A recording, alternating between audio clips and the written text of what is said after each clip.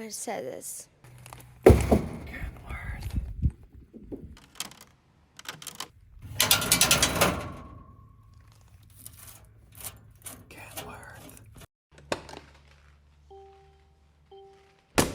Mercedes.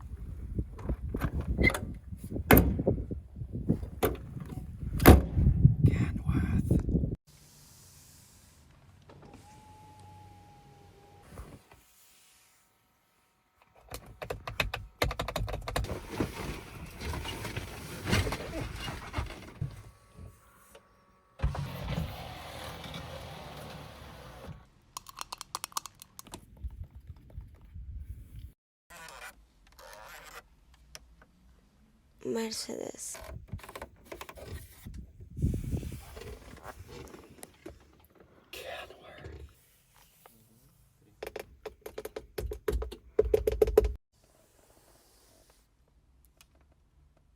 Mercedes. Canworth.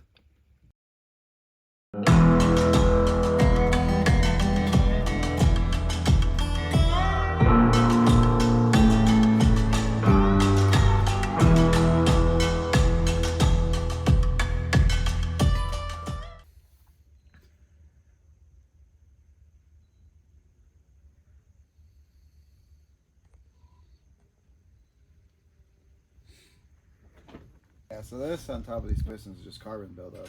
I couldn't tell what it was because Well, it's hard to see. it's hard to see at night. We got this head off yesterday, but I mean everything here looks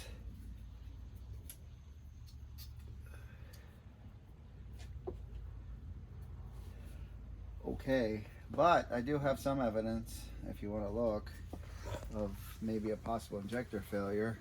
Yeah? You see that top of that piston, how white it is compared to others? So that's number 3. That's number 3. That's the one that failed. So here's number 2. So I'm gonna wipe all the fuel off of them. Number 1. Number 1 has like a little bit of a... That's just carbon. Oh, okay. But I'm talking about the white stuff on top there. You see that? Oh, the anti-polish ring fell out. That's always good. So like that spludge looking splooge thing Right. is okay. So I have a feeling maybe we do have a bad injector. See, none of them have it but that one. It feels like that one's been running a little bit too much fuel.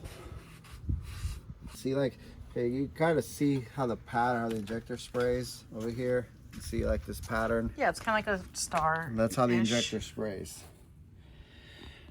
Now, you see over here how wide it is. That's clearly a, probably have an injector problem. So I want to measure the liners. In theory, you should have your like tool on here to push down on them. But I think we're going to make something work out of the head bolts. We're going to put like a little spacer and like a little shim on here. But first things first, we got to clean this block off. So I think maybe I'll do that before we go to flipping it, because I'd like to be able to check the liner protrusion on here. I could check it while I have it on the side too, but it's just probably not as accurate. What we're looking for is a low liner. Cummins, like right here, I'm not talking about this, but this right here. See this? Between, this is your cylinder liner. See this line? This is your liner. And Cummins likes to set these really low. 99.9% of the time with these boat anchors, these red boat anchors as everybody like to call them, I kind of like them still. I'll tell you, I've had a cat apart to this level, and this is a lot easier than the cat was, but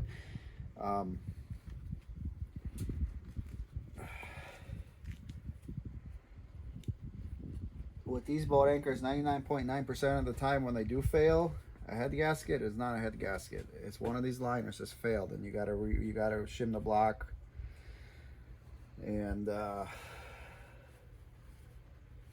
do an overhaul. Basically, it's not just a head gasket. It never is. That's probably with most diesel engines, though. I think the only guy that got lucky ever is driving by Braille. That guy got lucky with his cat. I know, right? He was able to put a head gasket in it. I was like surprised that that's all it was.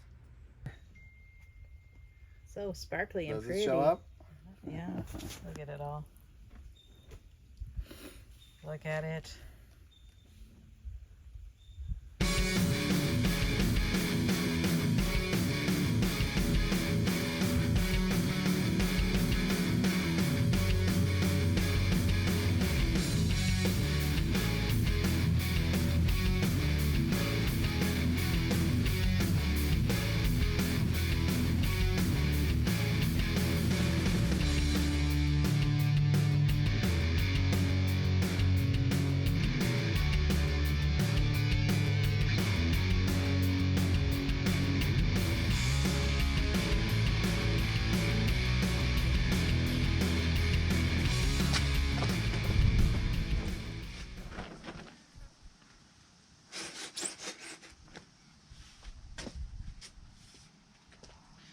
Because then when this comes down, it's gonna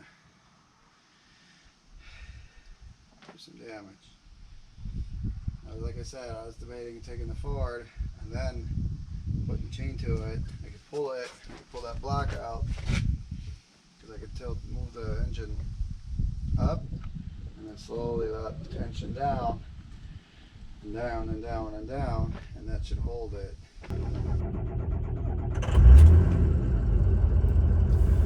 So we have a harebrained idea maybe of somehow using this Ford pickup to lower the engine down. So it seems like a good idea at the time. So we're trying it.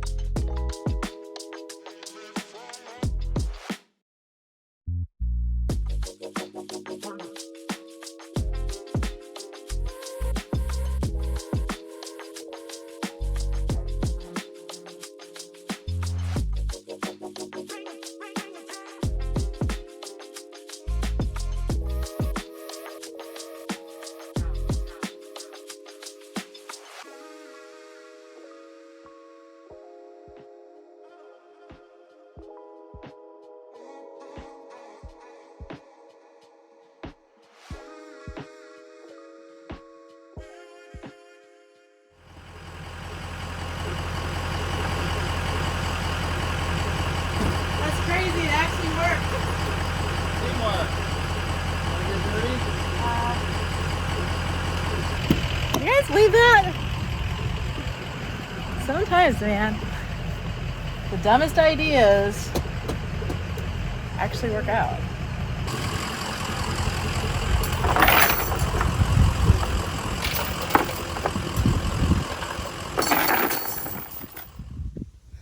So now what? Taking the oil pump off. Now we're gonna undo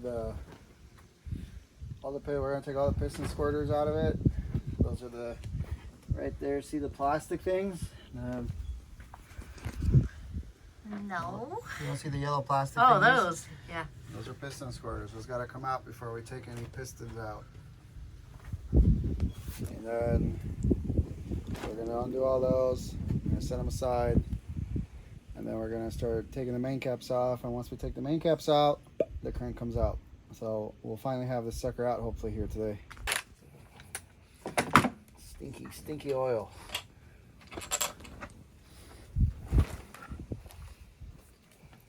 Sure is.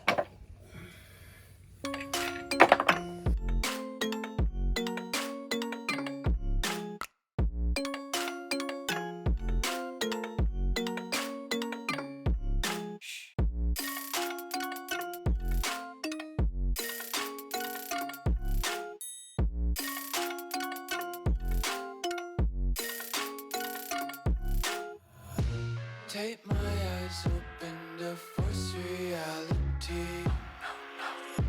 Why can't you just let me eat my weight in glee?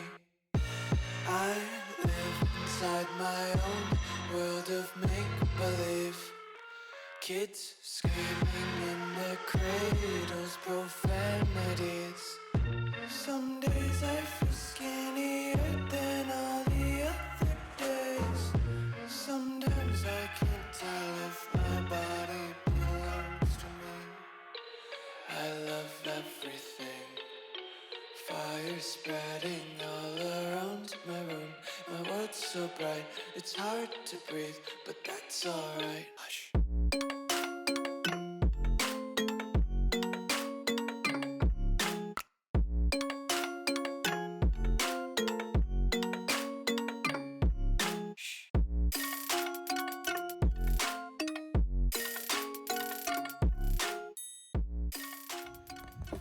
Look.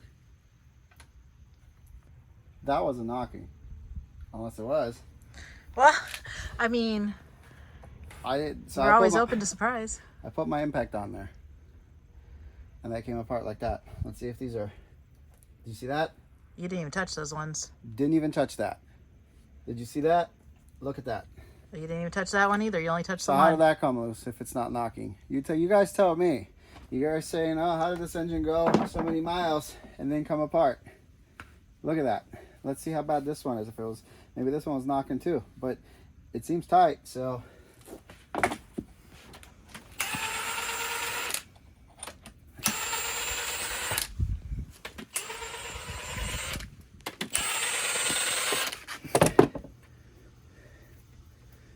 That was, finger tight. Finger tight, man.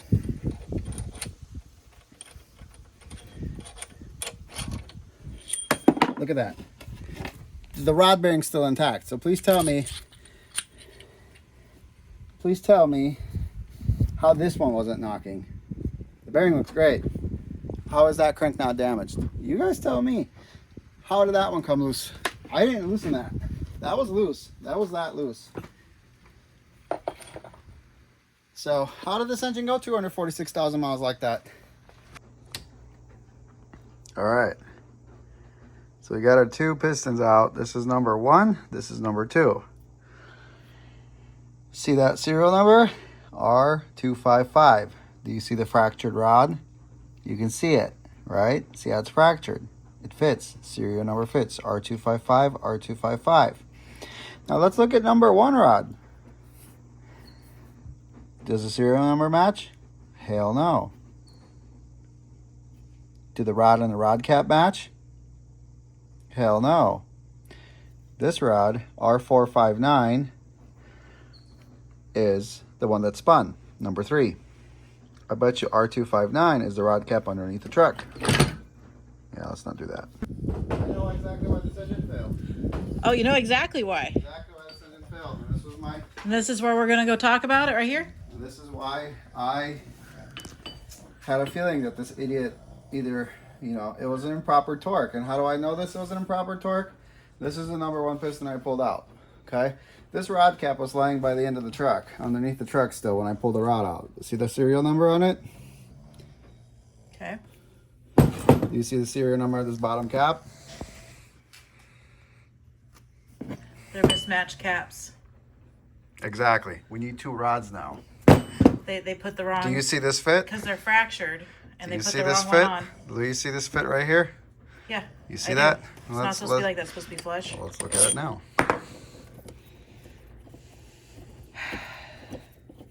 So tell me how Cummins doesn't want to stand behind this now when they clearly screwed it up.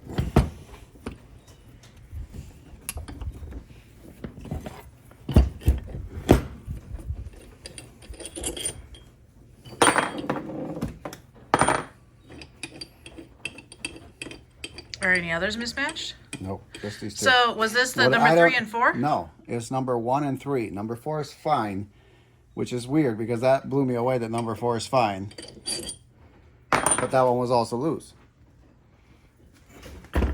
So So let's see how well this cap fits on here. Even though we can't use this cap because this cap is bad. And the cam rings keep falling off because they're so freaking loose.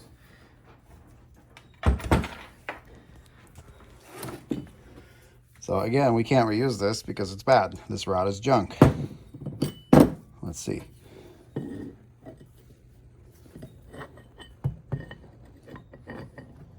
Seems like a better fit to me. Although it's already worn out because it's bad. And this rod's probably oblonged out a little bit. But this is supposed to match that. Let me put the bolts in and see if it looks any better. It's like you had one job. I mean, exactly. It's like, was the guy getting fired and he knew he was getting fired and he just botched this? Or what? Because that's almost what it seems like to me. Look at that. It's just carelessness. Look at that. That's where that rod's supposed to go. Obviously, it's a little bit beat up because this guy got pretty beat up, and you can actually see that this is kind of the ridge over here is beat up from the spun bearing. But that's a problem. But again, so 2 mismatched rod caps, 2 mismatched rods. Number 4 wasn't mismatched though. How in the hell Were they all loose? were they all loose? Also, he marked some of the pistons. Now, number 5 is in the number 4 spot. Number 6 is number 3, and so on and so on. So this engine ran with pistons that are pulled out of different holes. So it's like somebody pulled the pistons out, marked them, and somebody else assembled them or cleaned them, or who knows what they did. I don't even know if they cleaned them because these are 830,000 mile pistons. I don't think these were replaced. Or maybe they were. I don't know. I'd have to look at the paperwork. But clearly the rods weren't matched. The rods weren't matched. See, I even marked this one. This is not from this rod. This is so ridiculous. So the one that spun is for this rod. So basically we need 2 rods now. Oh, actually here you get to see a better view of it, how well this rod fits now when I put it together on this side. See? Look at that. Look at the fracture on it. Obviously, again, this rod's beat up, but that's a perfect match. Fractured rods. The crank looks fine. That could be polished, but the main bearing is no bueno. I can see the ridges from here. Well, that's probably from metal going through there. Or is it just a piss poor rebuild? I don't know, those are pretty deep. Well, that's showing copper. It means that they're junk. I'm surprised this engine's still at oil pressure because that's why I thought it was originally like fuel knocking, you know? Because when we fired this engine up for a split second, it went right up to like 45 pounds of oil pressure.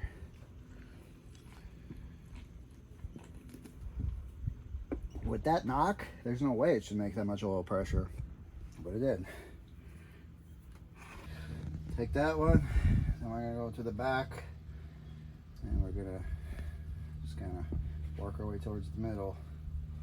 Actually, I might do the back one now. Number 6. I mean, this is technically number 7. Also showing wear. And here's the thing. Rod bearings, yeah, they'll wear. But main bearings, they don't usually see that much wear because they don't. I mean, they locate the crank, but they don't really work as hard as a rod bearing. That's probably from metal going through the engine. So we got our work cut out for us to clean this block out, all the oil passages. But we got it pretty much all the way apart. We're not reusing that cylinder head. We got the oil cooler off. We're gonna either replace the oil cooler or try to clean it out. I guess we'll see. I'd probably just replace it. Let's go.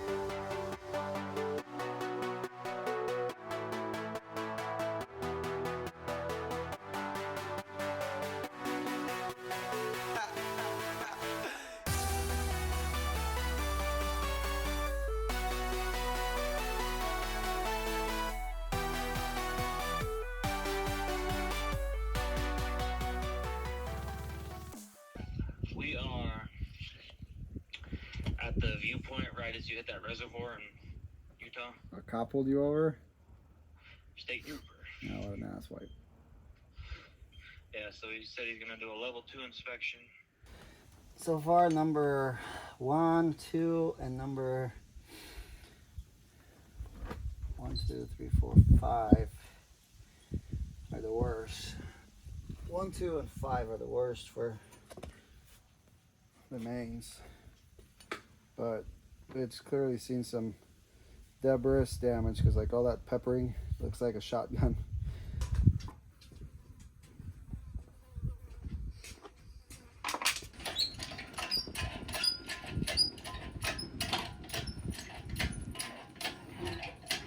You guys get the hazy effect, so I'm using Martin's phone. Mine is on the charger.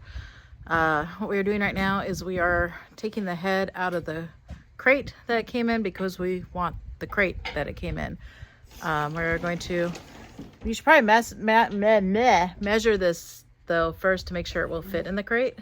Well, I'm gonna have to take the sides off, but we're still gonna land in this crate, so don't roll around the pickup. Oh my gosh. All right. Martin wants the crate. We gotta get the head out. He's got to modify the crate to put the crank in the crate to get to Cummins so it doesn't roll around. So while this is all happening, our team is currently in Utah being pulled over for a level 2 inspection because, you know, Truck Driver Appreciation Week and all. They originally got stopped, I guess, because of my window tint, and they're getting a level 2. Change of plans. We're keeping the head in the crate. We've grabbed about a pallet. We're going to set this up on this pallet and strap it down.